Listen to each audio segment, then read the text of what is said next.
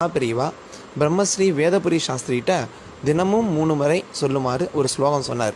அந்த ஸ்லோகத்தை சொன்னால் என்ன பலன் கிடைக்கும் அப்படின்னா, எப்பேற்பட்ட ரோகமாக இருந்தாலும், எப்பேற்பட்ட நோய் நொடியாக இருந்தாலும் அதுலேருந்து விடுபடலாம் அப்படின்னு அவர் சொன்னதை ஸ்லோகத்தை இப்போ நீங்கள் ஸ்க்ரீனில் பார்ப்பீங்க.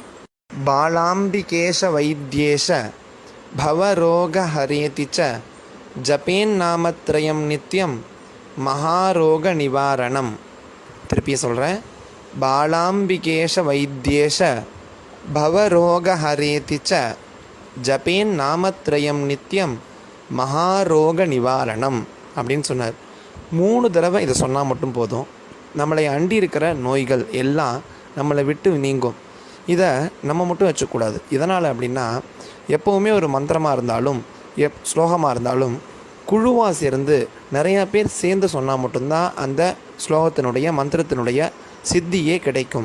அப்படி உங்களுக்கு தெரிஞ்சவங்களுக்கு இதை பகிர்ந்தீங்க அப்படின்னா, நிறையா பேர் இதை பாராயணம் பண்ண ஆரம்பிச்சிட்டாங்க அப்படின்னாலே நம்ம நோய் நொடியிலேருந்து காத்து நம்மளை மகாபிரிவா காப்பார். சர்வேஸ்வரன் காப்பாற்றுவான், அம்பாள் காப்பாற்றுவா. கண்டிப்பாக மகாபிரிவா வாக்கு பொய்க்கவே பொய்க்காது.